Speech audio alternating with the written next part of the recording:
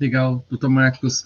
E doutor Cleiton, gostaria que você primeiro trouxesse para o público que está nos acompanhando nesse momento pelo Facebook, também pelo YouTube da SBCO, trouxesse primeiro um conceito do que é síndrome metabólica e, na sequência, já trouxesse qual é a associação que, com base nas evidências científicas, se sabe dessa relação com câncer. Boa noite, doutor Cleiton.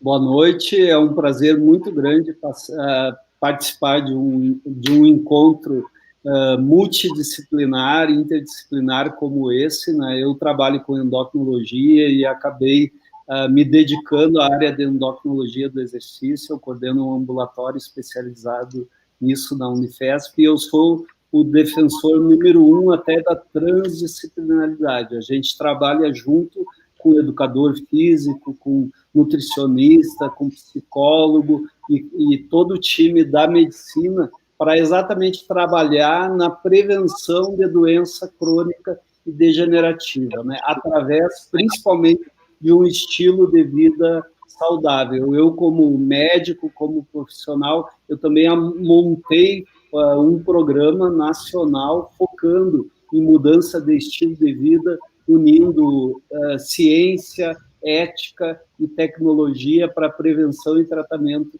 de doenças crônicas, principalmente obesidade, diabetes e doença cardiovascular. Eu hoje represento aqui a nossa sociedade de endocrinologia, mas eu acabo participando também da ABESO, a Sociedade de Obesidade e a de Diabetes, e essa união de todas as especialidades, com certeza, ela pode mudar a história natural do nosso paciente com obesidade, com síndrome metabólica, com diabetes e prevenir doenças tão graves como é o caso do câncer. Na realidade, falando em obesidade, a gente sempre gosta de deixar a mensagem que a obesidade é uma doença, ela não é uma opção. A gente tem muito preconceito na abordagem da obesidade e acha que o indivíduo acaba ganhando peso por más escolhas, mas a gente sabe que existe um background genético, principalmente, existe uma associação da obesidade com uma série de comorbidades. Então, o próprio diabetes, a hipertensão, a doença cardiovascular, a doença articular, a depressão e mesmo o câncer. Na realidade, a obesidade, ela é um componente de uma síndrome que nós chamamos de síndrome metabólica, que na realidade é uma mistura de situações clínicas que aumentam muito o risco cardiovascular e o risco de todas essas doenças associadas. Então, o indivíduo, para ter síndrome metabólica, ele precisa ser obeso, mas principalmente, mais do que a obesidade, ele ter um tipo de obesidade que é uma obesidade que nós chamamos de obesidade abdominal, porque essa obesidade abdominal, com aumento da circunferência abdominal, ela reflete aumento de gordura visceral. E no mecanismo até da predisposição para o câncer, para o diabetes, para todas essas doenças que eu venho falando, essa gordura visceral é extremamente importante. A gente vai ter a oportunidade nessa live de discutir o papel do exercício físico e a gente vai ver o quanto o exercício físico pode melhorar essa gordura visceral. Então, para a síndrome metabólica, nós precisamos ter aumento da circunferência abdominal, isso existem critérios, o critério mais aceito aqui no Brasil é de circunferência maior do que 80 centímetros na mulher e maior do que 90 no homem, ou dependendo do critério, 94 no homem,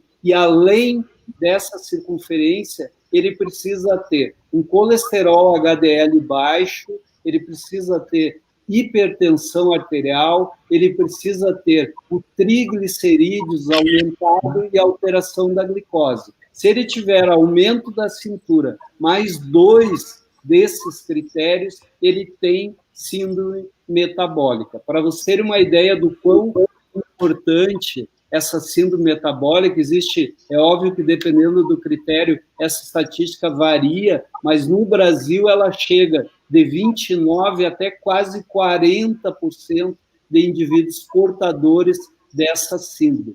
falando especificamente de obesidade, nós tivemos um salto nos últimos anos. O excesso de peso ele passou de 44% para 62% da população. A obesidade, especificamente, são aqueles indivíduos que têm índice de massa corporal maior do que 30, ela passou, nas últimas décadas, de 13% para quase 27%.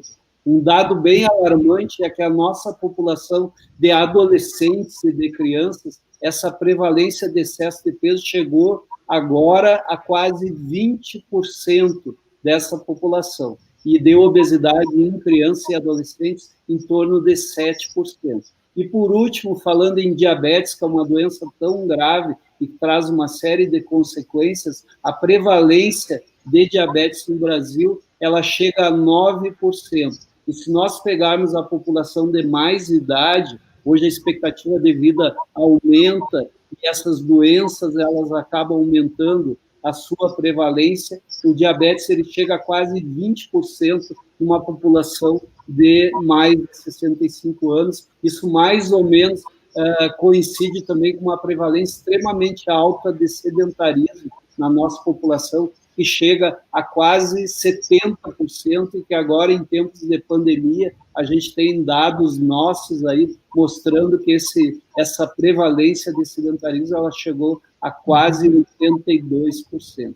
E existe uma relação direta de diferentes tipos de câncer, a gente pode explorar melhor isso com o aumento do índice de massa corporal, com o aumento da circunferência abdominal e com essa síndrome metabólica. A gente pode citar câncer de cólon, de reto, de mama, de endométrio, de pulmão, de laringe, de esôfago, de cirurgia biliar, de pâncreas, de rins, de próstata, de bexiga, de colo de útero, de ovário, de estômago, de fígado. Para vocês terem uma ideia da importância disso, cada 5 de aumento de IMC, ou seja, o indivíduo passa de sobrepeso para obesidade grau 1, de obesidade grau 1 para grau 2, e de grau 2 para grau 3, aumenta o risco dele morrer por câncer em torno de 10%.